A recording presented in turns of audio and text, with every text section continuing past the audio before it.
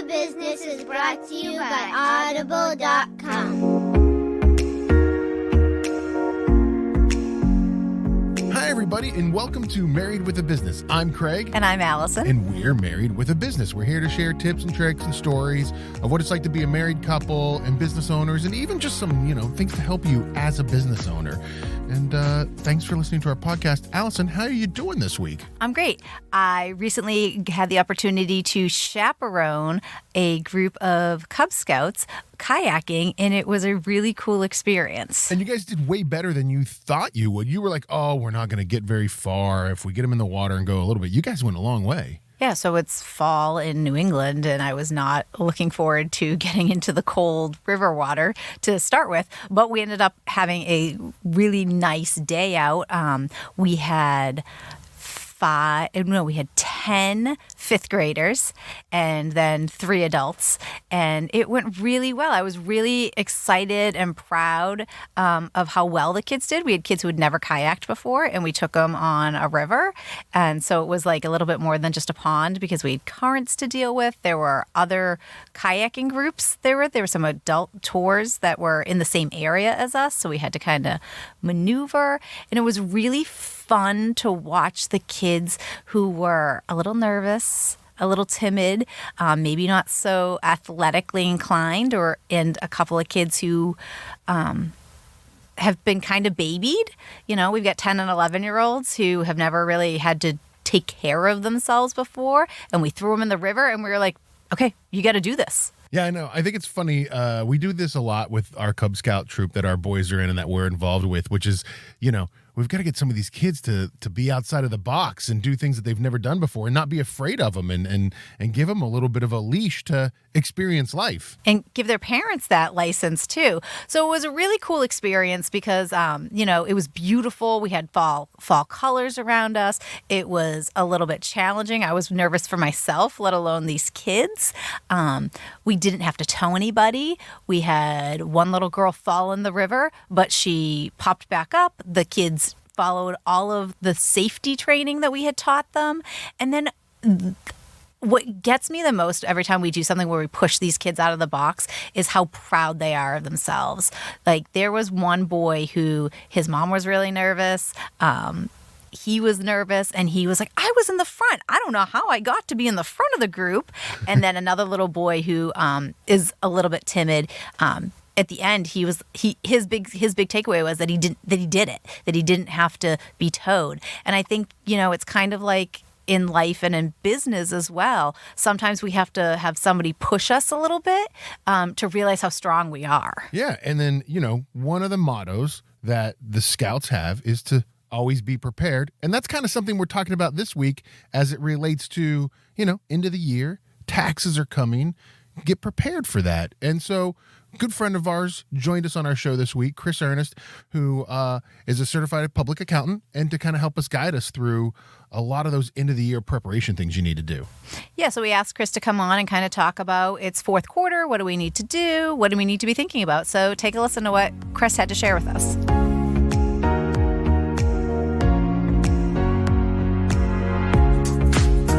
Hey, everybody. Thanks for joining us. We're here with Chris Ernest from Pozerski Hatch and Company CPA. Chris, thanks for joining us. Yeah, thanks for having me. Excited to be here. So, Chris, tell us a little bit about you and how you became a CPA. Sure, be happy to do that. I've been in the profession for about 20 years. To be honest with you, I got into accounting because my father said, I wish I had been an accountant.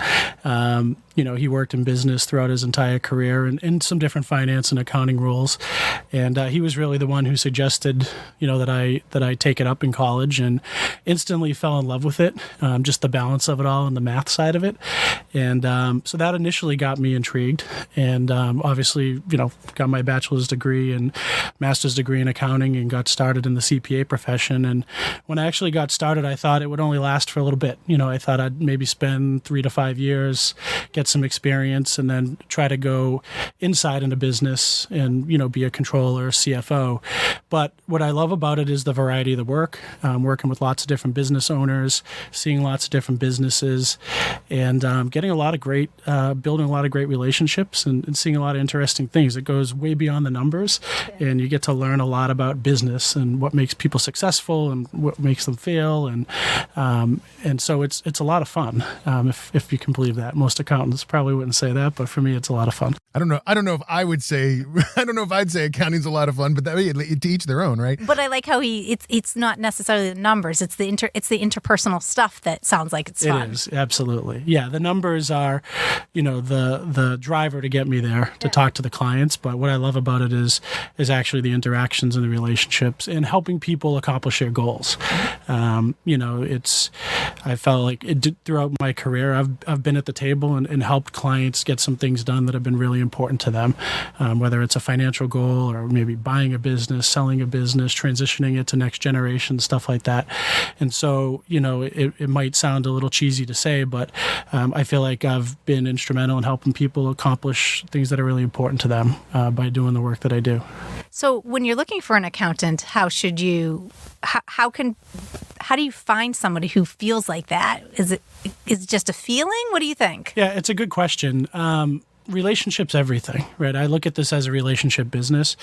A tax return, a financial statement, guidance on how to handle a transaction.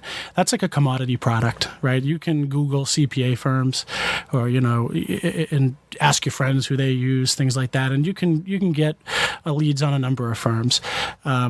I know the difference between a good tax return and a bad tax return, or a good financial statement and a bad financial statement. But to most people seeking out those services, they probably don't.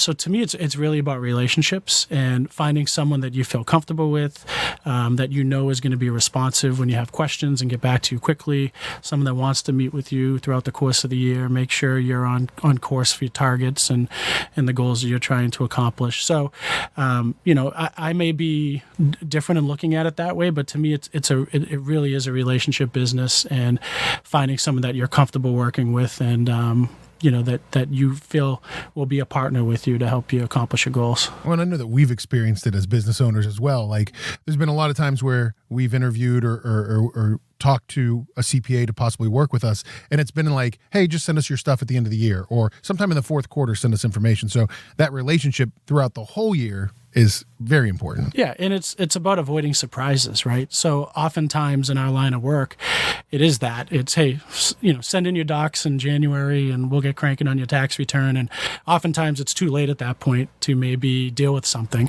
Or there's a big transaction that happens in the business during the course of the year, and the business owner doesn't feel comfortable picking up the phone and involving their CPA, and it could have been dealt with in a totally different way that may have been more efficient, right? So you really got to find someone who you feel like will be a partner to you. And that's what I say when I'm trying to talk with clients or prospective clients is, I don't want to be somebody that you talk to in January. I want to be someone that we talk, at least quarterly. Or if you're thinking about doing something significant in the business, that you're going to pick up the phone and let us weigh in, because that's how we can help. Nobody likes surprises. And the theme really needs to be to avoid that. And you do that through communication. So that's one of the things we're talking about today, which is we're in the middle of the fourth quarter right now, essentially. And what should people be thinking about now? The year's winding down, like getting ready to talk to their accountant if they aren't already. Like, what are some things people should be thinking about? The first thing they need to do is talk to their accountant. If they haven't already, it's October, they should be picking up the phone and at least opening up the lines of communication, sharing some initial information about how the business is performing, right? And letting the accountants look at that and say, if things continue this way through the rest of the year, this is what your situation could look like if we do nothing, right? And then talk about what you may be able to do to achieve a certain goal. I mean, look, when it comes to taxes, what's everybody's goal, right? It's to pay as little as possible, let's be honest. There are definitely some things that you can do as a business owner to help mitigate your tax situation. But in order to do that, you have to get the lines of communication opened. Hopefully, folks work with CPAs who will open the lines themselves if the business owner don't, because it's hard. You're in the weeds every single day just trying to get through the grind of the day, and you might not be thinking about talking to your accountant. So hopefully you work with someone that will open those lines with you, but if not, you got to get them open. And then, again, look at where you are and where you expect it to be and what the outcome could be, and then talk about, ways you might address that. So there's some things specifically going on right now that, folks that own businesses that are looking at their tax situation and trying to maybe mitigate taxes should think about. Right now in 2022, there's still some really great incentives for people buying equipment. And some of those incentives start to sunset a little bit as we go into 2023. So, if folks are having a solid year and they're looking at, maybe a potential way to mitigate taxes, and they've been thinking about making some investments in the business, whether it's in, vehicles or computers or furniture or tools, equipment, there's some really nice incentives there right now where you can almost write off all of it in a lot of cases. So that's one way immediately people could be addressing it. What if you're on the other end of the spectrum? What if this year's, with inflation and everything going on, what if this year's been a little tougher than you thought? What are some things you can do for fourth quarter getting ready for the end of the year? You mean in terms of not meeting your goals? Yeah. Well, from a tax standpoint, if you're not meeting your goals, your tax situation will probably be a little easier to swallow, right? Because you're probably not going to pay what you may have thought you would at the beginning of the year. But I would probably say, thinking about results for this year, if you're not where you want to be, is start to put a plan together for next year and how you're going to achieve your results, right? A lot of small businesses, they don't budget. They don't set financial goals for themselves. I think that's a really healthy process that every business owner should be thinking about doing, even if you're a small business owner, right? And trying to lay the groundwork for what you want your results to be and put a plan together to achieve them. So that's something, if I wasn't performing the way that I had anticipated, that I might start to think about what went wrong, right? And what can we do to address it going forward? Yeah, definitely. Well, I think that the budgeting thing was something that, because we have always done a budget, we were shocked recently to hear another company that is doing similar to ours, who does about $8 million a year, that he was like, how do you guys make a budget? We don't have a budget. And so he said, we don't have a set revenue. And I'm like, well, I don't think most companies have a set revenue. Yeah. So I was really shocked to hear that that's a lot of small businesses don't have budgets. How do you, as a CPA, when you start to work with a company that doesn't have a budget, what is your first suggestion to them to deal with it?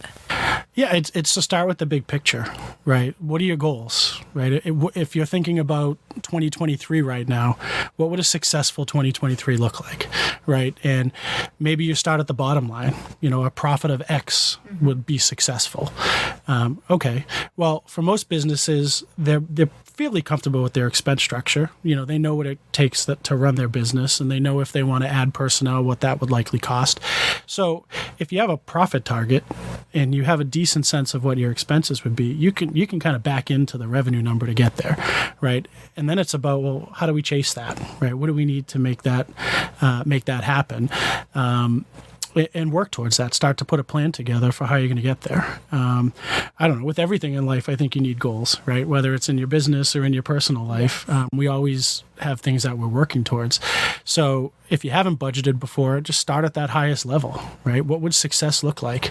And then we can backfill the pieces to figure out what it would take to get there financially. All right. And we talk about it with us when we build our budget. We kind of build 3 budgets. I mean, because we do everything off a percentage, it makes it a lot easier. But we kind of do that break-even budget that, hey, this is where we think we're going to be or should be, and then like that big audacious goal, like that budget that's kind of, hey, this would be a perfect year if we did this. Yeah, and because we use QuickBooks, I just take our previous data so I can kind of figure out what all those percentages are in every category. No, I was just saying that's exactly what you need to do, right? You have a lot of the building blocks already, and the revenue number, again, you can figure that out, right? If you want to achieve that goal, you can get there on the revenue piece.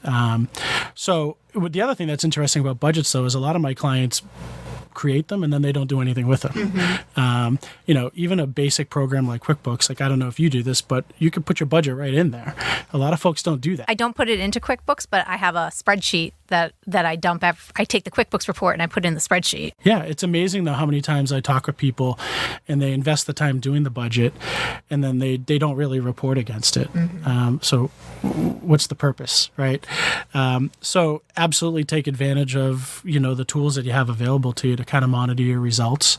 And then when I build a budget or help somebody build a budget, I like to stick to that budget. I just had a conversation with a client today where they're they run a program that kind of mimics the school year, and so September results weren't what they expected. And he said, "Chris, we need to go ahead and fix we got to fix the budget to deal with this." Like, no, that's the goal. Now we got to make up ground.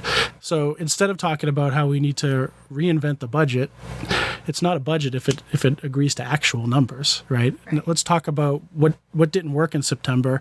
We have 11 months to bridge that gap. Right? What do we do to get there? And that should be the discussion point. So once you have it, use it, and stay true to that goal. And you might not meet it, right? But that'll help you next year figure out where you should be and what you should be working towards. What are some other fourth quarter planning things that people should, other things that people, when we talked about budgeting, we talked about, some tax things that are still in effect. What else might be happening in fourth quarter? Most of your listeners are probably what we call cash basis taxpayers, meaning that, from a tax standpoint, they recognize revenue when the customer actually pays it, not when it's invoiced. And they recognize expenses when they actually pay it. And what's interesting is a lot of folks that are cash basis taxpayers don't do a ton of tax planning. They don't really think much about it. But when you're a cash basis taxpayer, you can really pull a lot of levers to try to get to a desired result tax-wise. So if your income is going to be up in 2022 and you don't like what that's going to mean for you in the spring, start to think about now, what can I prepay before the end of the year? What bills can I pay now to have expenses from a tax standpoint hit in 2022 and lower my income? It's amazing to me how often I meet with business owners, prospective clients who are cash basis taxpayers. They don't even realize they're cash basis taxpayers and what that means. So they should talk to their accountant, right? Make sure they understand how they're filing their returns and work towards, again, planning to meet a goal. And if they're not a cash basis taxpayer, maybe they should ask their accountant why they're not a cash basis taxpayer, and have that conversation. Because most small businesses, if you're under $25 million in revenue, you could qualify to pay tax in that way, and it makes planning and managing the bottom line really easy. So, Chris, tell us a little bit how people can find you and the services you guys offer. Yeah, sure. So we're a South Shore-based firm. We're based in Hingham. The firm was started by my two partners, Michelle and Tracy.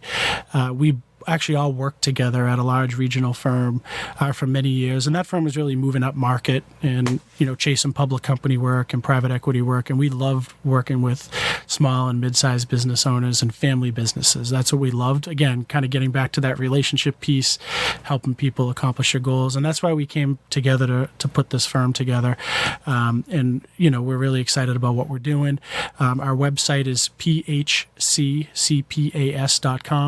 but you go just Google Pozerski Hatch, Pozerski is Pozerski, and you'll find us. We're also on Facebook, and we're trying to get on Twitter. So I'm sure everyone would be excited about following our accounting-related tweets, but we're trying. So that's how you can find us. And we'd love to talk to anybody who's looking for a real relationship with their CPA. Yeah, like one of those relationships that's not just send me your books. Just send me your QuickBooks file in January. Yeah, exactly. As accountants, we're always looked at as, introverted, sitting at our desk, pounding away on numbers. And our team is not like that. We want to be out. We want to be talking with our clients, and we want to be helping them in any way we can. And I think people need to realize that I think sometimes they think about, that guy, like the one guy by himself that does everybody's taxes, or they think about the big giant firms that have, 200 employees. And there's a lot, just like us as business owners, there's a lot of nice, mid-sized firms that work with small businesses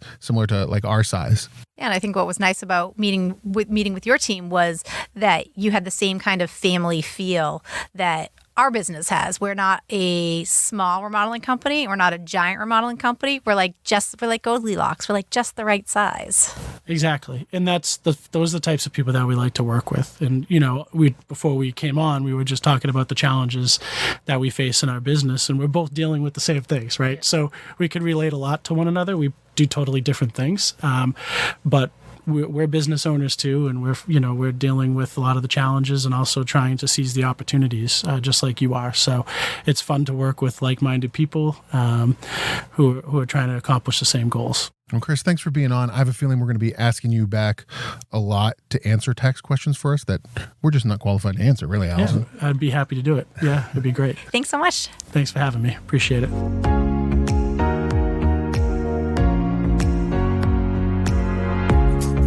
Allison, super helpful to have Chris on the show. I think we'll have him back a lot because I feel like not only as a couple and thinking about how when you own a business together and, taxes, but I just think that taxes are so confusing. Taxes are confusing. Budgeting can be confusing. Forecasting can be confusing.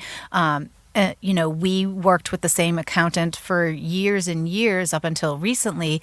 When our accountant retired, it was the accountant that we had when we came into the business. So there's a lot of things that as I start to work through with our new accountant, I'm going to be excited to share because I think we're going to have a much different perspective on some of these things. Well, and I think, too, that a lot of business owners think of their accountant as the person who does their taxes at the end of the year. The person who just says, send me your QuickBooks file, send me your receipts, send me all the information, and I'll get your taxes ready and you sign on the dotted line and we'll save you as much money as we can.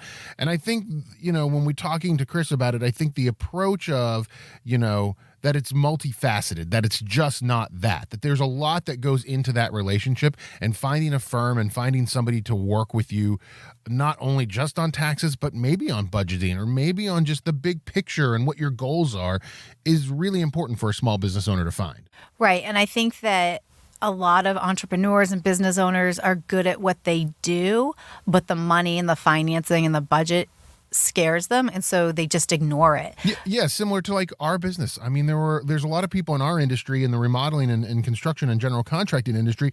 They might be great carpenters. They're probably great people and great salesmen even, but maybe not great business people. Right. And, we were recently talking with some other business owners, and one of them who said he doesn't have a budget for his company, and so that kind of really scares me sometimes. And, when I talk to Chris about it, that's kind of one of those things that you have to do first because it gives you the blueprint for how to manage and how to make decisions. Yeah, and I think he gave some great pointers on how to start that budget, even if you've never done it before, how to get, start with, okay, here's what we need to make for a profit.